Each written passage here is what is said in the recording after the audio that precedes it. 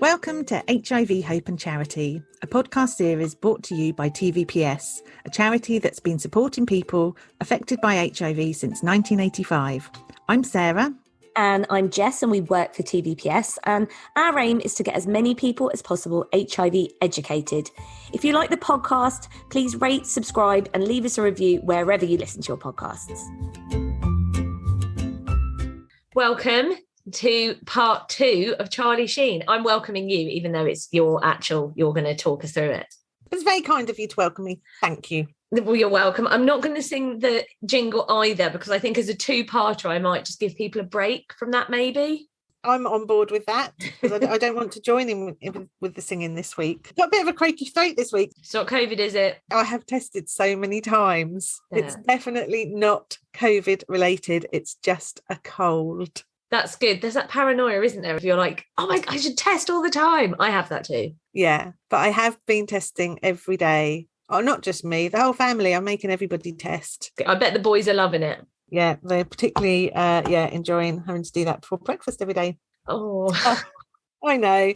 Okay, so quick summary then. In our last episode, we looked at what led Charlie Sheen to the point where he disclosed his HIV status on American TV. And this time we're looking at that TV interview and what happened next.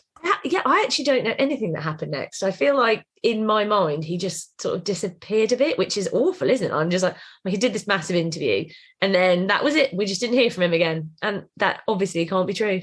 But it was a bit like that though, wasn't it?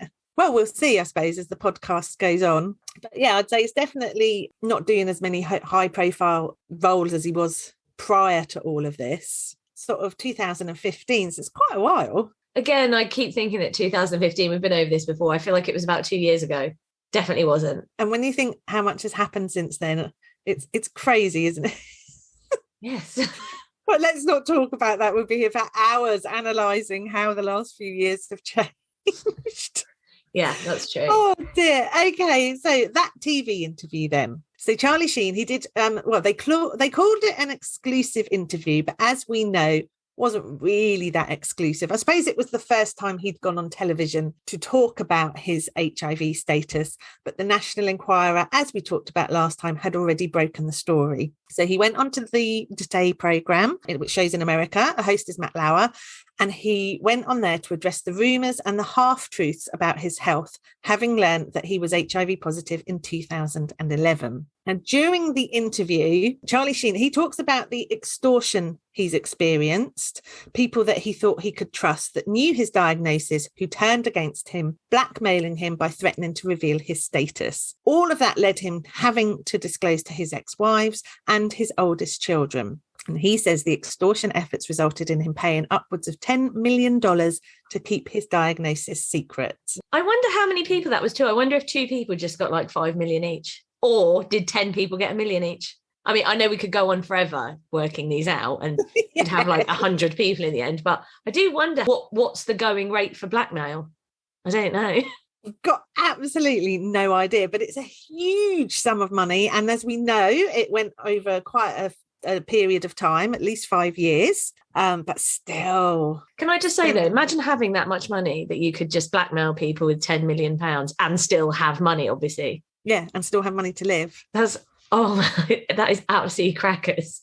I know. He said his goal of appearing on Today was to free himself from that prison. So he's talking about the fact that he's having to pay these people money. And he goes on to say he doesn't know how he contracted HIV, but he was diagnosed following a series of headaches that led him to believe that he had a brain tumour. We've talked about this before, probably not on the podcast. I know neither of us find interviews of that kind of ilk particularly comfortable.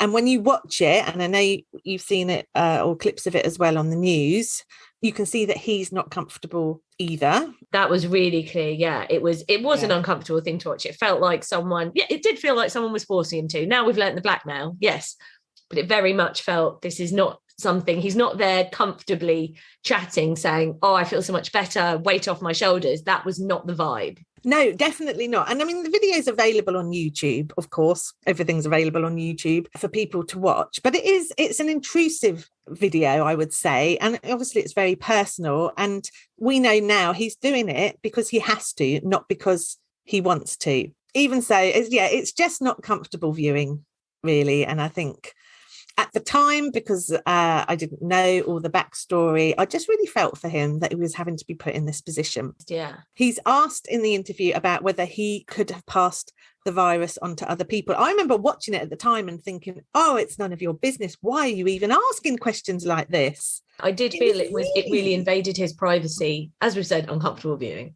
Absolutely. But now we know that the National Enquirer had already published the story. Perhaps it was to address the issues that had been raised in that story. So Charlie Sheen says, he insisted actually, he said it was impossible that he knowingly transmitted the virus to others. He admitted to having unprotected sex with 2 people since his diagnosis. Both were informed ahead of time and both were under the care of his doctor. But he dismissed the idea that he engaged in high-risk behaviours. So now we know that because that story had broken in the National Enquirer and lots of people had come forward to say they'd had unprotected sex with him and he hadn't disclosed his status, he's trying to address that here, isn't he? And so that just didn't happen. I understand him saying these people were ahead of time. I understand disclosure. That's fine.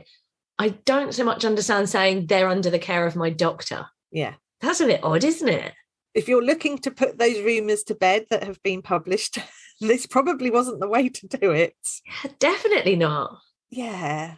And he doesn't mention who those 2 people are. And as far as I can recall, he's not pushed on it either. It's almost like they've got this kind of tick box exercise where we have to address this and now we're going to address this. He attended the Today interview with his doctor, presumably his HIV doctor, or maybe just a private doctor, who explains the medical side of things and talks about the main battle for Charlie is going to be one of relapse. So he's talking about his past substance misuse, and in particular that if he relapses, he might miss taking his HIV medication because he's using drugs, and then he's not going to be undetectable anymore. So again, he's kind of focusing on that element, which again, I find it's a weird thing to talk about, isn't it? If you're talking about someone with HIV and they're disclosing on national television and you kind of want to reassure people that they're taking their diagnosis seriously and managing it really well, why would you focus on that? It is a bit of an odd one, isn't it? I saw a friend of mine that weekend that the interview had gone out and she mentioned the U=U part to me. And she had said, oddly enough, well, it's just rubbish, because she'd never heard of U=U. So she said, it's absolute rubbish. That can't be true, that you can't pass that on. And I thought, oh, well, this hasn't helped to dispel myths at all, has it? Oh. It hasn't helped to educate people, because she's there going, no, he's lying. Like, I mean, he's not. And oh, no. I went through it with her and obviously explained the science behind it. And she was like, oh, wow. But imagine if I hadn't had that conversation. She's just over there going, no, he's a liar. Oh, dear. I mean, he said in the interview that the reason for going public, well, the other reason, other than obviously wanting to disclose his status, was to help dispel the stigma in the hope that one day people can thank him for reducing stigma as a consequence of the interview.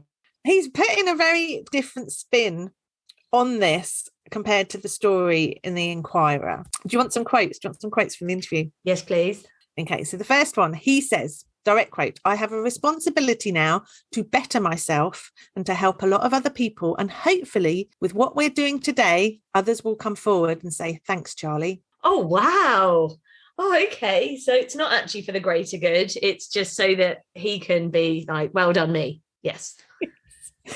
Another quote, he said, if there was one guy on this planet to contract this that's going to deliver a cure, it's me. It's me, seriously. I really hope we're going to address this later on when you say what happened since. Yeah, pretty sure he's not found a cure. Haven't heard about it yet. No, well, it surprised me too, because I thought we might have done. And then the third quote, this is a nicer quote. He says, I'm not going to be the poster man for this, but I won't shun away from responsibilities and opportunities that drive me to helping others. That sounds very honest and fair play. No one should have to be forced to be a poster boy for anything like that. It's just a bit of a move away from those initial 2 quotes, isn't it? It's the world will thank me if anyone's going to find a cure. It's me. Very much that's putting you in the spotlight. And then over here, oh, I don't want to be the poster boy for it. Yeah. You can tell, like we were saying, that the team have worked on it. Obviously, his team of people, that's their job. That's what they do, isn't it? To try and spin this and make it look better. So kind of a mixed bag of messages, I would say there. I would think so. And I think that's the theme of the interview. It's bit car crash TV and you want him to come out of it well because, you know, he's having to disclose his status, but equally there are some bits that you're like, oh, I don't think you should have said that. It wasn't the best. Now, let's look at what happened after the interview. Did he deliver a cure? No, there's no cure for HIV. We know this. But did he make a difference? And in a word, yes, he did. And it's known as the Charlie Sheen effect. So researchers found that after he had announced his HIV on the television, sales of home HIV testing kits doubled in the United States. Prior to the interview, they were selling 3,500 kits a week. After the television interview, that went up to 7,000 kits a week. And the boost in sales continued for several more weeks. That's fantastic. So that's amazing, isn't it? And one of the kind of study co-authors, he's called Benjamin Outhouse. He's a research scientist with the Institute of Disease Modelling in Bellevue in Washington. And he said it's hard to appreciate the magnitude of Sheen's disclosure. When we compared Sheen's disclosure to other traditional awareness campaigns, the Charlie Sheen effect is astonishing. Astonishing is a big word, isn't it? Yeah, absolutely. So the researchers estimated sales of home HIV testing kits were nearly 8 times greater around the time of his announcement compared with sales around the time of World AIDS Day, which was at the time the highest profile HIV awareness campaign in the States. And because his past had been covered extensively in the press, public health officials believe this contributed to a greater level of education in America as people learned that certain types of behaviour put you more at risk of contracting HIV. So America really is saying thanks, Charlie, because of this Charlie Sheen effect. Absolutely. So whether, it's prompted more people to get tested, it's raised awareness around education of the perils of having unprotected sex. So it did have a positive effect, which is a great thing. That is awesome. But I mean, what a story. I know we're at the end of it where we're saying, oh my God, this is amazing. But I keep just thinking back to the last episode and being like, how did we get here on this roller coaster? It is a real roller coaster journey, isn't it? Yeah. It really is. Yes. I think it's probably the most roller coastery. That's a new word for us, isn't it? Of all the episodes we've done so far. Wonder if they'll make a film out of it. I don't know, because you do think, well, why haven't they made a film already? All the parts are there. Charlie could play himself, though. We know he's a good actor. Yeah, he could. Definitely. Oh, okay. Now, let's look at the longer term effect. So it's hard to tell when HIV test sales return to normal, but the news stories continued. So this is a story that didn't die. This rolled on. And each time that raised awareness of HIV and it got people talking. So, for example, do you remember the reports that were linked to him that said that he used lambskin condoms? Yes. I remember them too. Oh, you're going to tell us. Sorry. I was going to ask if it was true. And then I realised you're about to tell me. Well, it is true, according to the media. And it relates to a story about someone called Brie Olson. She's one of his former sexual partners. So she went on the Howard Stern show to talk about how he'd never disclosed to her about his HIV status, but that he had told her he was clean and that he'd used lambskin condoms when they were together. Now, she didn't want to use them. She wanted to use regular condoms. And she says, I made the mistake that a lot of people do. I trusted him. So lambskin condoms provide less protection, as you probably know, than latex condoms. But they can increase sensitivity and they are effective at preventing pregnancy, but they don't prevent the transmission of sexually transmitted infections, including HIV. I can't even believe they're a real thing. I thought you were just going to say it was some kind of bonkers thing that we've made up. And it's like, oh. No, they are real. They're not made from lamb's skin. They're actually made from something called lamb cecum. What is that? Well, initially, let me tell you, I wondered if that actually was the semen of a lamb. I thought, how? First of all, how are they getting this? And then how are they weaving it into a condom? How are they? Oh, my goodness. And who thought that would be a good idea as a prevention for pregnancy? Who was looking at a field of lambs? Was there a scientist going, do you know what? I think lamb semen, that'd make a good condom. It looks a bit like it's made out of. I've just found an image on Google to show Sarah. I'm sure you've already looked them up, but I just couldn't wait, to be honest. I just can't believe it. So what is this lamb cecum? Right, let's clear this up. So lamb cecum is a pouch located at the beginning of a lamb's large intestine. So it is part of a lamb, but it's not the skin. And they use that to make these condoms. How they ever worked out that this could be used as a prevention method for pregnancy, I don't know, but they do exist. Face. Because I actually can't believe it, because when I've Googled it, it's talking about medieval times, and I'm like, as if this couldn't get weirder, as if this wasn't weirder, and this says reusable. What? Oh, no. I mean, he is a very interesting character, isn't he? And this is his preferred method of contraception. Wouldn't be mine. And as I said, let's make our position clear on this. We would not recommend using them. So if you're allergic to latex, most condom companies now produce non-latex condoms, and they're effective at preventing pregnancy and STIs. Yes. So we would prefer people to use them than to use lambskin condoms, but they do exist and you can buy them. It just gets wilder and wilder, this. Yes. And I'm not going to lie, in my head, didn't you have a vision of a lambskin condom? I don't know why I thought of it as being like a lambskin rug, but kind of rolled up like a tiny one. I don't know why I thought that's how it would look, but in my mind, that's what a lambskin condom would look like, a tiny lambskin rug. Just goes. Yes, that's what I thought, like a woolly condom. I thought, Yeah. I don't really get how that's going to work. And then when you see that it's made from lamb cecum, you're like, well, that's even worse. None of this is good, and I just don't know why people would buy these. Yeah. So that clears up that story. If we want to know more about kind of Charlie Sheen, for instance, did he work again? Because we mentioned that earlier, kind of stepped out of the limelight, really. In 2017, he started a relationship with the nanny of his children. So his life was more settled, but he was working less and he had financial issues. So is that because he spent £10 million blackmailing people? Yeah, it could very well have been, but he wasn't working. He wasn't bringing any money in. He nearly lost his home. It was reported that he'd been blacklisted by many in the entertainment industry, not necessarily because of his HIV. I mean, he'd been living a very chaotic lifestyle up until his TV interview. And even afterwards, there were women coming forward saying they'd had unprotected sex with him. So,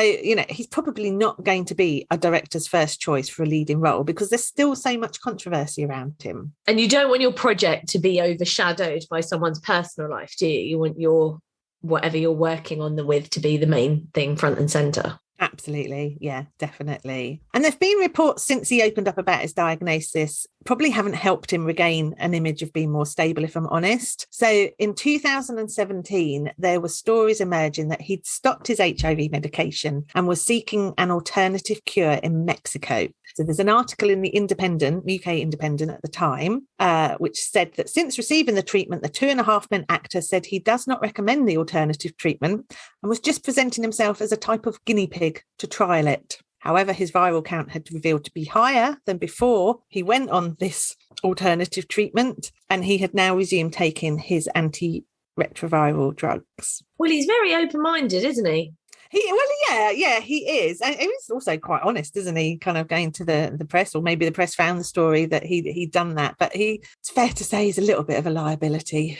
A little bit, yeah. He did go back on medication, and as far as we know, continues to manage his HIV well. But the stories around whether he deliberately misled the women he slept with, well, they continue. So there was a lawsuit settled against him by an ex-girlfriend. Terms of the settlement weren't divulged, but it was around the fact that he hadn't disclosed to her and they'd had unprotected sex. And, there are probably other lawsuits out there. Who knows? But in a way, I mean, he's still paying the price for his diagnosis. All of it, from start to finish, is just so, I don't want to say bananas, because obviously this is somebody's life. But like we said in the last one, this is Hollywood and things are slightly different. And, it starts out with Dylan flying over to drink Charlie's urine. And then here we are. I feel like it's just going to rattle on, isn't it? It's going to be something where constantly, like you're saying, other lawsuits might pop up here and there, or reports of what Charlie's up to.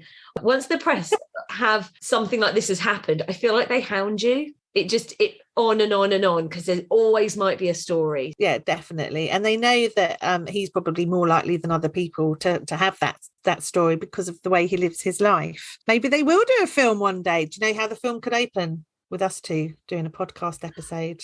We could narrate the whole thing. Yes, we could. We could. They could keep cutting back to us, and then they'll go on to that portion of his life. I wonder if he's still using lambskin condoms. Oh gosh, I hope not. I just don't think anybody should use them. I hope not either. But if he was using them before all this, I feel like the chances are he's still using them. Well, quite possibly. Who knows? Well, we learned lots. I was going to say we learned something new. We learned lots of new things. We have. And that's all you need to know, really, about Charlie Sheen and HIV. I say it every week, but honestly, this one's, it's just been so interesting just because it's so crazy. I think it has. Do you know what I have kind of battled with? It's that I want to like him and root for him because he's been open about his diagnosis. But on the other hand, I found some of the things that have taken place a bit kind of hard to swallow, really. And I'm just like, it's kind of 6 of one, half a dozen of the other. You know, the press broke this story and everyone's got their own opinion of the press, haven't they? But trusted someone who then kind of went through all his personal items and found out lots of information and obviously published that to the world, saying that they were going to protect the women that had had unprotected sex with him, or using that as their moral stance for doing it, their justification for doing it, which isn't great. But then I don't think he's helped himself either. It's been a difficult one. I don't think I've come to the end of this and thought, well, that's all sewn up. How lovely. Yeah, and you like that, don't you? You like everything in a nice bow. There we go. Move forward. No, I can totally see what you're saying. This is more, here are the facts and this is what happened. So I don't feel I've concluded in a great way, really. I've just, I'm not happy. Maybe there'll be a part 3 if and when he finds a cure. We'll do part 3 Charlie Sheen. That would be amazing. I mean, I'm going to bet money that the scientists might find a cure before Charlie Sheen, but you never know. It's Hollywood. This could happen. Yeah, he might have resources that we just don't know about. Might be working on it right now. Yeah. Maybe that's why he's been so quiet. Oh my goodness. But thank you so much. You're very, very welcome. I already know what the next one is. Again, I'm not going to ruin it because I don't know the history to it, but everyone should tune in because I'm very excited about it. They should tune in. We are looking at a huge moment in history next week. A huge, absolutely huge. That's all I'm going to say on the matter. Enormous. And if you don't want to miss it, then subscribe to the podcast because it will just download it straight for you and it will be right there waiting for you. Perfect. I'll see you for this enormous moment in history soon. I shall go and prepare myself. Oh, I'd love to know how you're going to prepare yourself. Mentally, I think. Mentally prep. Okay. Get my facial expressions ready. Yes. I feel like I'm going to be horrified quite a lot. Possibly. With people's actions, by the way, not because of our content. Or my delivery. Yeah, no, none of those things. Just with the actions of people. Okay, fabulous. Well, I will see you then. Thank you for listening to HIV, Hope and Charity. If you'd like to know more about the work that we do, visit tvps.org.uk. And please like, subscribe and rate the podcast if you enjoyed it.